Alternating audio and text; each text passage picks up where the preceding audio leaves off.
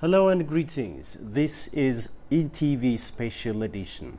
And on this special edition, I'll focus more on the Victory Day, that is the Battle of Adwa Victory Day. On the Battle of Adwa, we have seen on a Sunday, March the 1st, 1896, the first victory of black Africans on the Italian invaders who have planned in order to extensify their kingdom in the Horn of Africa, but it was squashed by the efforts of all Ethiopians coming from different corners of the states of Ethiopia. In order to talk about this and many more, I've joined here the historian Dr. Ahmed Hassan from IES, that is Institute of Ethiopian Studies from Addis Ababa University. Thank you for blessing us with your time, Doctor. Thank you very much. So, whenever we talk about Adwa, we have to go back to the history of everything, starting from the ambitious but at the same time mischievous plan from the experience of Wuchale Treaty that has been inculcated in a way that was submissive and subversive at the same time. Tell us about Wuchale Treaty first. Yeah, really, thank you very much. Like any other treaties signed all over the world, it had an objective. To meet its decisive and ambitious objective. And the objective was to just show upper hand over Ethiopia from the Italian side, but through their agent, Count Antonelli, who fabricated everything for the Wuchale Treaty. And the Ethiopian side also an intention of having some exposure to the world, you see, therefore they considered it important. In both sides, or on both sides, they considered important. What you consider important may not be for another. That happened for Wuchale. And therefore it was signed anyway. When it was signed, several articles, dozens. And then the 70s was very, very ambiguous. Well calculated by the Italian side, misunderstood by the Ethiopian side, and it put the Ethiopian side at the end of the day in dilemma, in confusion, and finally to the level of abrogating it even years after. Therefore, it was a treaty with a sort of wax and gold. The wax is confusing Ethiopia, the gold is to colonize Ethiopia. That was the Italian side, and because of this, you see, there was the Ethiopian side cautioned by, informed by those who understood the in and out of, the intent of the Article 17, for example. And finally, the center, the court of Menelik informed. Then finally, before that, even what happened was Menelik used to write everywhere international relations, you see, diplomatic letters in which he was informed not directly, but through Italy. Therefore, conscience comes one after another, and finally it was clear, finally, that everything was wrong, you see, only for the Ethiopian benefit, for the Ethiopian advantage.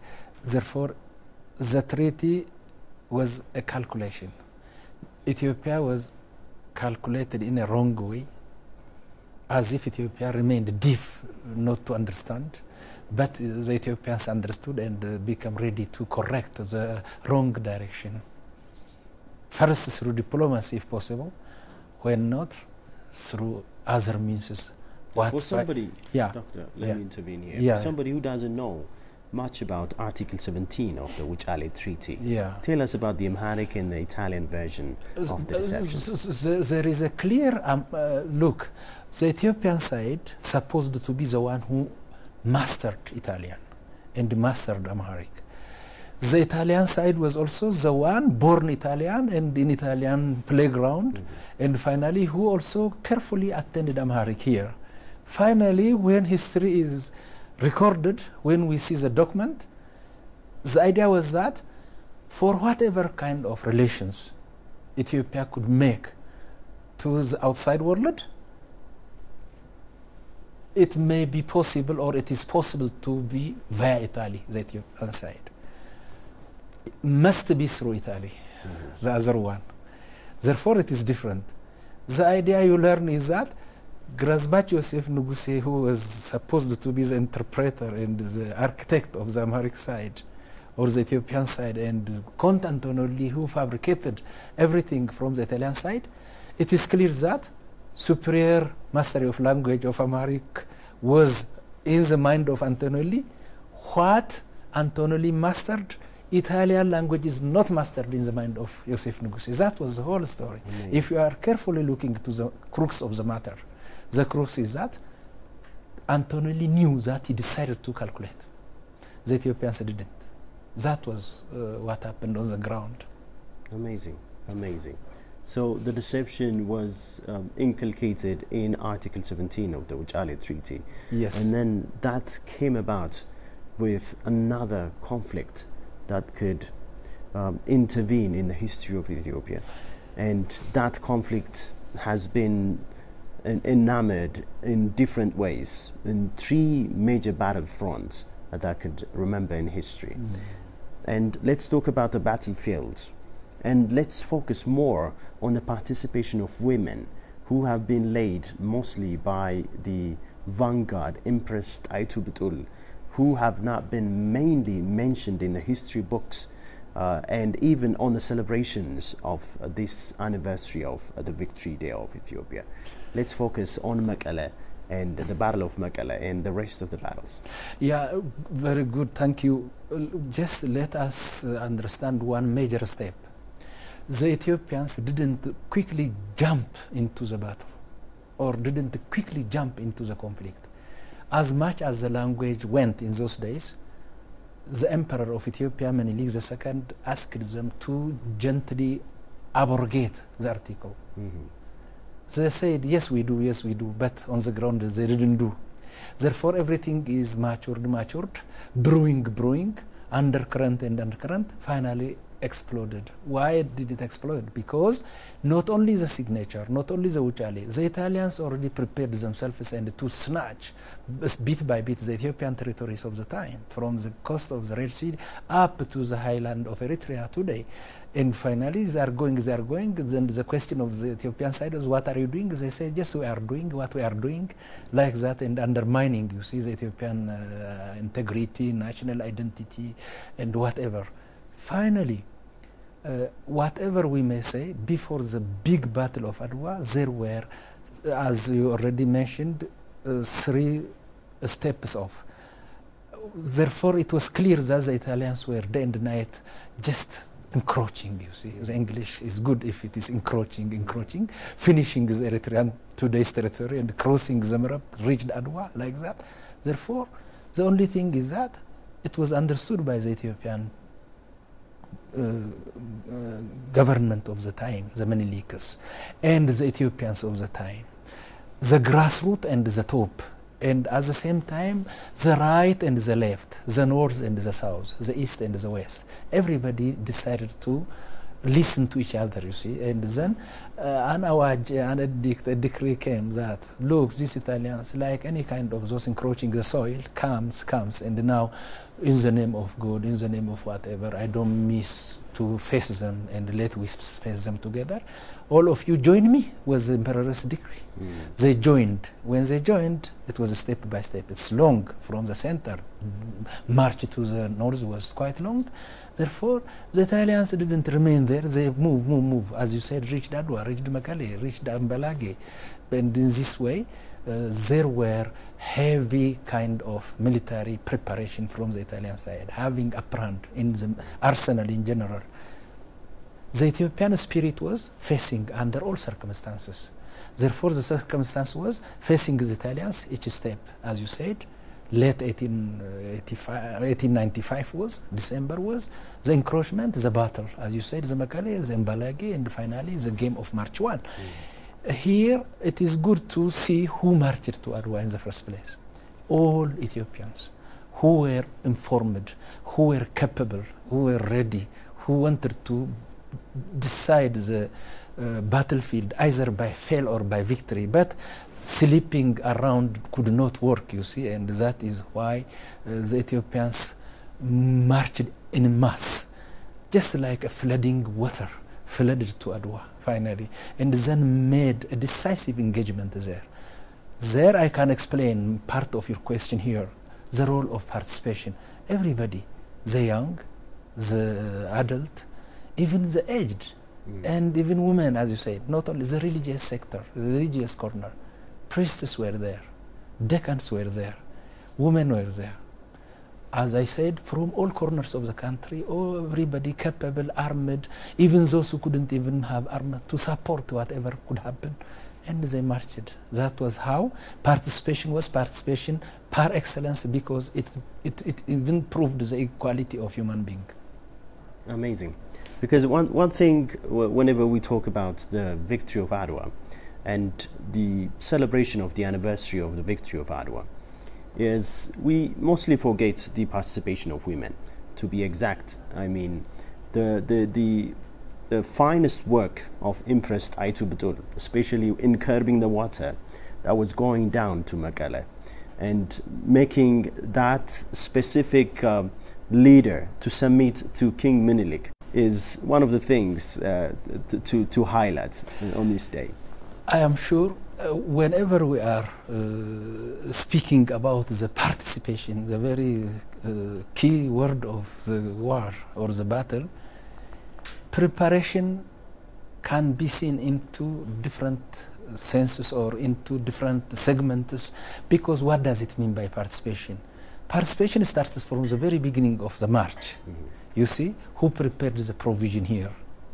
Before Menlik's step one marching to Warailu like that, who prepared the logistic? Women. Yeah. Majority started here. In the course of the march, whenever they had their rest places like Warailu, like Golima, like every, and until they reach Adwa, there were each quarters where they used to pass the night after long march. The service women rendered everywhere can be counted with remarkable respect, the participation of the women. And at the same time, the support of the women and men, humanity of Ethiopia in general, and that people should also consider one reality. Who marched to Adwa don't consider aged like 50, aged like 20. Yes, we may find them there, but the youngsters of in the age 20s who decided the battle were the young Ethiopians of the time. Therefore, the young, the women, the aged, the elderly by advice, the church by the prayer, and finally the woman by different way. As you said, from the top to the empress, her courtiers, women around, even close relatives of her, were in Adwa. And what did they do? They do what they do. What did they do? They did what they did. But one thing we should underline is that the presence of women starting ever since the movement from Addis Ababa or from everywhere of the country, where every warlords were governing in the different parts of the country, that preparation implicated women in very clear-cut reality. Then all through you see women, all through you see men, all through you see Ethiopians. Therefore it was a teamwork, kind of, without, irrespective of age, sex. Awesome. That's very inclusive. Yeah. Let's talk about the reality of Ethiopians winning such a huge battle and then sending a message to the rest of Africa and to the rest of the world. And how could Ethiopians win such a battle battling against that of Italy, which has an armament to the fullest of the broom? Yeah. And artilleries to the highest of the position. Yeah. Is it in masses? Is it in the way in the tactics? Is it because of the terrain? Tell us about it. Look, whenever you are evaluating one environment like Adwa or like any other part of Ethiopia, geography matters, human resource matters, logistic matters, wisdom matters, tolerance matters, patience matters. So many things matter, because you see the Ethiopian regions have their own regional contributions. You see, go to whatever the south, the center, the west, they came with valor, with energy, with dedication, with determination. However, you don't quickly jump into the battlefield. Better to advise everybody not to jump in the unknown water. You don't know what is underwater. Yeah. Like that, the march to the north didn't go that kind of quick jump. Rather, the northern Ethiopian nobilities of the time, even some of them defected to the Italians, then woke up and then turned to the Ethiopian high profile, decided contribution, you see, they know the terrain. I can mention the name Ras Mangasha, I can mention the name Ras Sibat, I can what not and who not. But these people used to inform that they knew the in and out of the terrain. And the intelligence service, finally, who came and finally deceived the Italians. Contribution of par excellence. In such, it was a very strategic move, really charismatically filled by wisdom and by the collaboration of listening to each other. Do this, Alula did. Do this, Hafta Giyorgis did. Do this, Mangasha did. Do this, Taklai Manot did. The Wallo High Point, Ras Mikael, finally, Nugus Mikael did. Who not? Others to the lower at the same time. Dajjal Mach Bashaboyi, one of the shining star, did. Or one not Fitorari Gabayu did. You see, the Balcha did. Did, yes, but listening to each other, deciding as per your responsibility. Cannon commanders, heavy gun commanders, Balcha Gabayu, they know how to dominate the terrain. And Abate Boyalo, who finally sent his bullet into the mouth of the Italian artillery. You see, this kind of Ethiopian marksmen targeting the expected target decided the Battle of Adwa. But one thing is important. Adwa had never been Adwa if didn't include inclusive approach to the battle. That was very important, but maybe history may not record that, but it should be recorded this way. And when we mention the participation is a participation of wider Ethiopian, pan-Ethiopian kind of. The west, the south, the center, the east, the north, the northeast, the northwest. Ethiopians were one.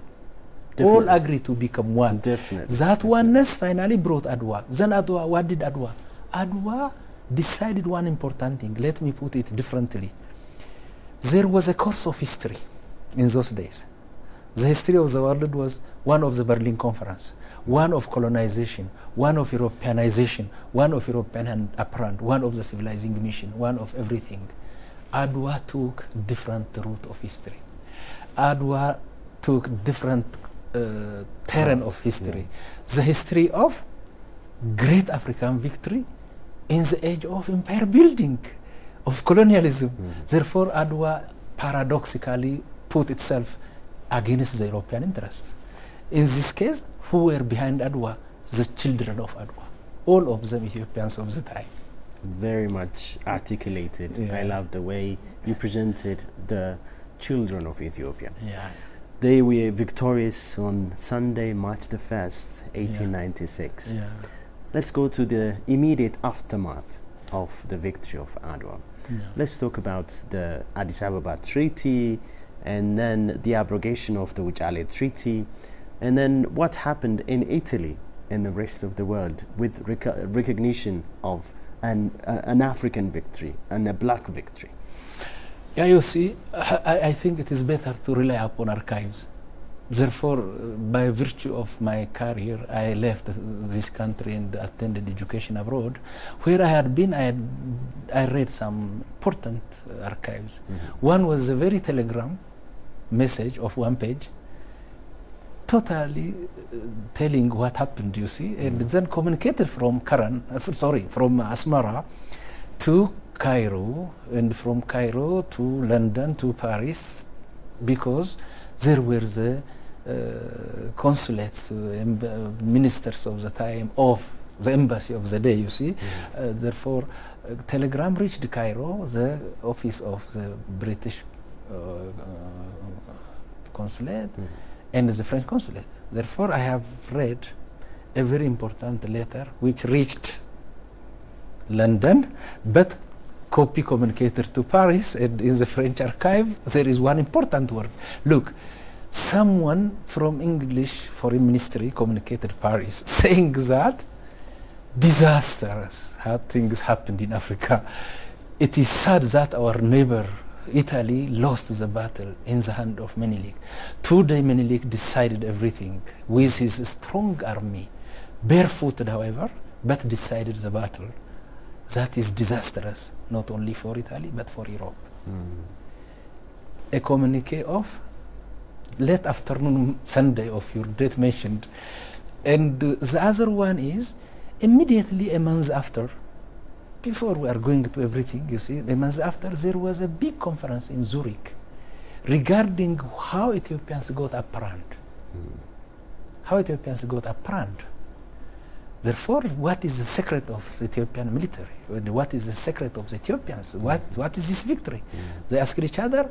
Participants were leading generals of European military hierarchies. Italians, those who lost the battle, Davor Meda could not go there, Albertoni is not there, and also Davor Meda, Elena, all these were not there because they lost here. Therefore, those Italian colonels of high profile even attended. What is the secret?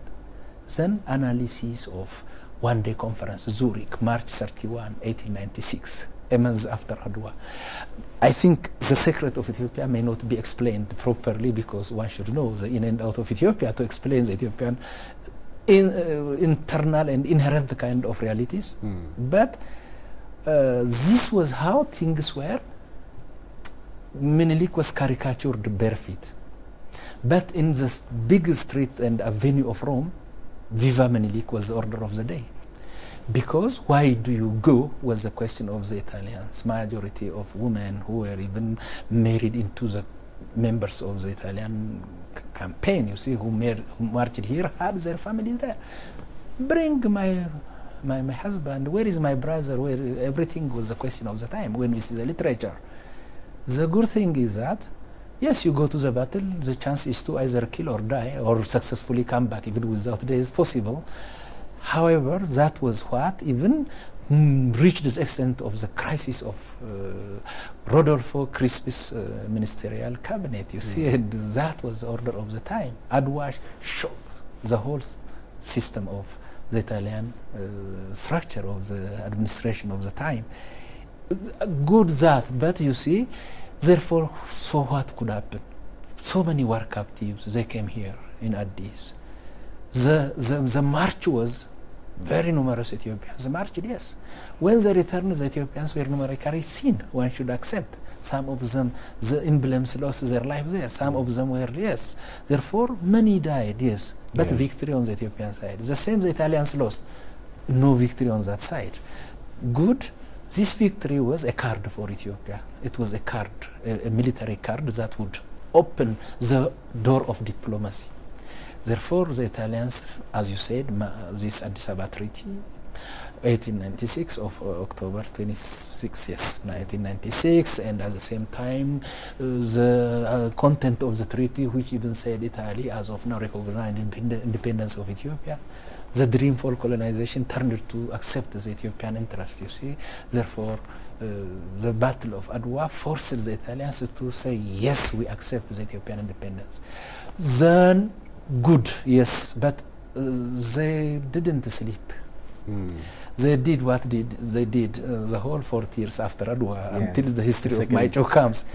There, the aftermath is one of the very high point of Ethiopia's visible position, as you said, on the continent of Africa, to become even the spokes body of Africa for the African independence, and to play at the same time the exemplary model example of resistance. Other Africans didn't sleep. They learned much from Ethiopia. Ethiopia had its neighbors, African neighbors of high quality, Kenya, like Jomo Kenyatta, you see, who came later on to dominate the 1960s, 70s politics of Kenya, for example. Therefore, those Pan-Africanists had so many lessons from Adwa, and Adwa is not only an Ethiopian victory, it was an African victory. It was black human beings' victory all over the world, over the planet.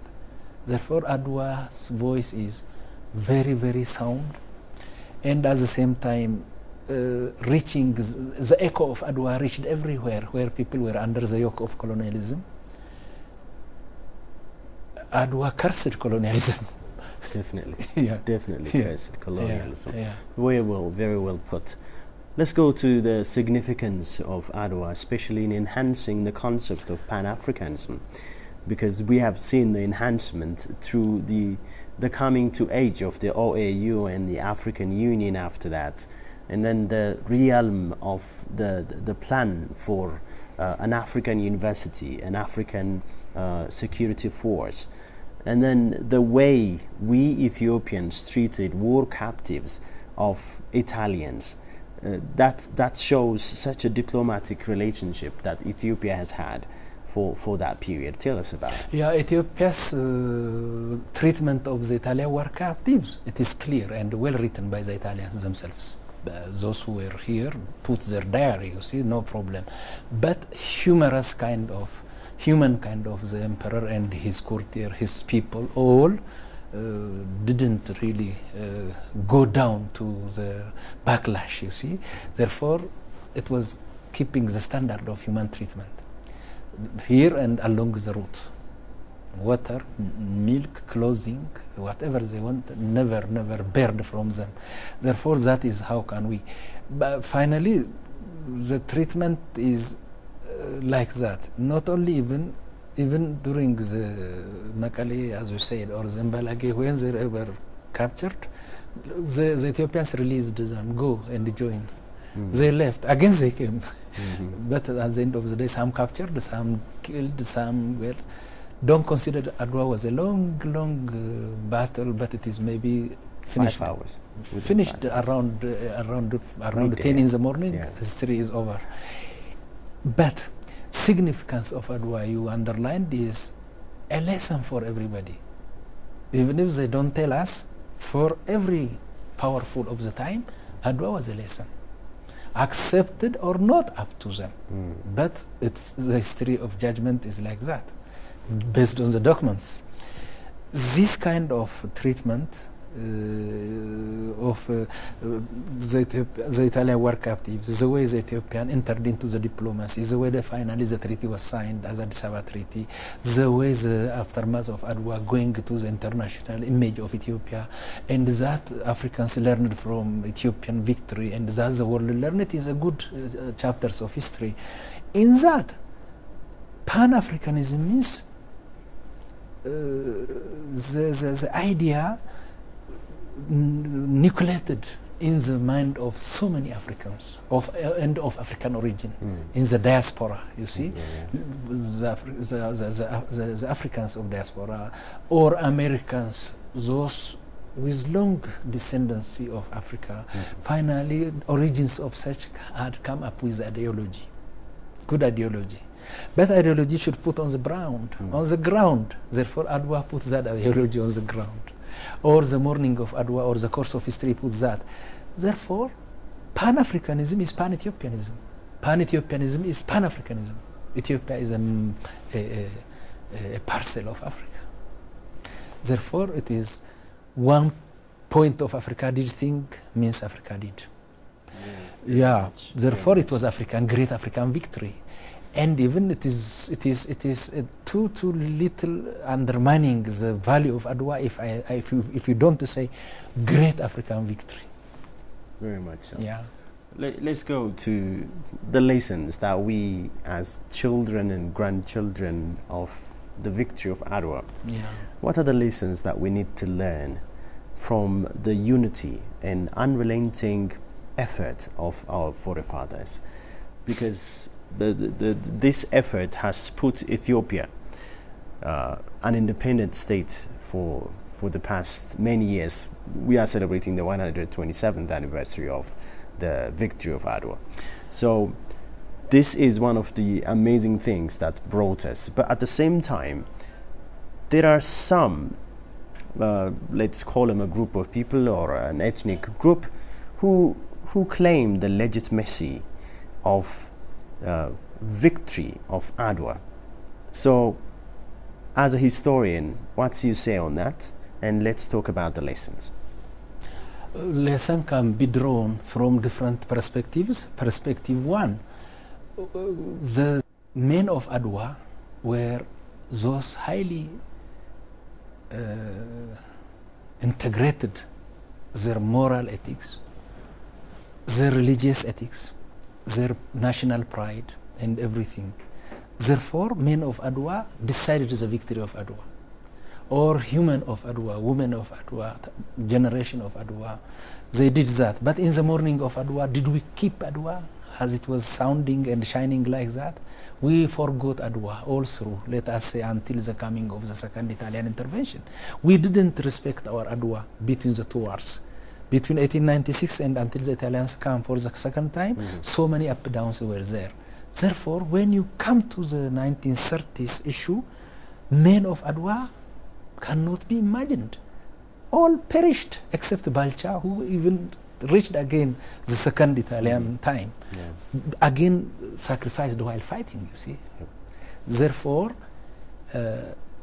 had it been on proper kind of treating Adwa as it was important, Ethiopians should cultivate Adwa as you cultivate your banana from the very victory day until the Italians come to the second time. We didn't do that, and it is lesson that one should not sleep over victory. One lesson, one should not sleep over victories. One should not undermine enemies. This is what lesson of major type. Finally, the legitimacy of Adwa, it is up to historical interpretation. It is up to exaggeration. It is up to miscalculation. Otherwise, Adwa has never been a contribution of one corner. If someone comes and said, Minilik, you alone, that is a major fatal error. Tie to you alone, major fatal error. These people or that people, the North or the South alone, no. Ethiopians were one. Let us say by then they were in million, okay? But Ethiopians for Adwa of the time were one. The decree Minilik made was not for single. You Ethiopians, follow me. As a leader, he ordered. They did. But we have seen women, we have seen young of 17 years, 25 years. Everybody. Therefore, the participation was touching all social spectrum, all social pyramid. The category of the powerful, the weak, the rich, the poor cannot and could not work in those days. They heard and they marched. They understood each other and they decided. Adwa was the output of all Ethiopians. It was the signature of all Ethiopians of the time. Therefore, the children of Adwa now should say, Adwa is our own. It is our own, yes. And what is this Adwa? It is Adwa that decided the course of history. Yep. It is that gave Africa a point of departure. While others fall, Ethiopia rose to the horizon of victory and to decide the black world's fate. This is the way we understand Adwa. The other thing is, the young generation you mentioned, because Adwa is our own, it is our pride, therefore one could not undermine his pride, her pride, and the country should not undermine its pride. Ethiopians of this time should not undermine their pride, but we should run for our continuity, for our visibility, for our integrity, and that even the African neighborhood are proud of us. Where I traveled, I have heard people who are proud of Adwa because this is an African great victory in the age of empire building. Yeah, true, true. In the age of empire building, in the age of colonialism, independence came through our forefathers. My final point is related to one of the lessons that we can carry on as a generation of youngsters, as a generation of inclusivity. One thing that we need to focus as a lesson is bearing the fruits of the Grand Ethiopian Renaissance Dam, trying to see the fruits of the Grand Ethiopian Renaissance Dam, standing against corruption, starving for peace and prosperity of Ethiopia should be the focus of the youngest generation, so that we could go on and create the victory of Adwa again and again. What's your take on that? Look, it is one of just endorsing. If you endorse Adwa, you endorse the Renaissance Dam. But the time perspective, the perspective of the Guard and the perspective of Adwa are different. Militarily, internal strength issue here. Therefore, Adwa brought Ethiopia to the fore. So is the Renaissance Dam. One should support, you see. The idea is just support. And finally, what does it mean, support? Because the generation is a generation that could listen. If you mobilize Ethiopians, they could mobilize. It doesn't matter. Then what is going on around the Guard is, as you said, if there are some sick kind of environments like corruption, I don't know the details, but the details of corruption is the details of wrong, the details of undermining, the inaugurator of underdevelopment, and the inviter of famine and famished, and at the same time poverty. Therefore, the Guard is an advanced guard force, power to overcome all these issues. Therefore, Ethiopians should keep their own, and we know that it is our own. No one can cancel by pencil or erase by pencil that Guard is not Ethiopian. It is Ethiopian property. It is Ethiopia started. It is Ethiopia that will finish. Thank you those who supported the Guard. That's very wonderful. You have given me some powerful ideas and concepts to palate on. Thank you very much for blessing us with your time, Doctor. Okay, thank you very much. This is part of service, you see, and human service for his country, for his people. True. It should not be thanked, you see, like Thank that. you. Thank you very much. Very humble. Instead for the invitation. Thank you. That's very humble, and I honor you for that. Yeah, so that's all that we've got for you inside this special edition that focuses on the 127th anniversary of the Adwa Victory Day. Till we'll come another day with another program. It's a goodbye from me, the producer, Asakar Mulgeta.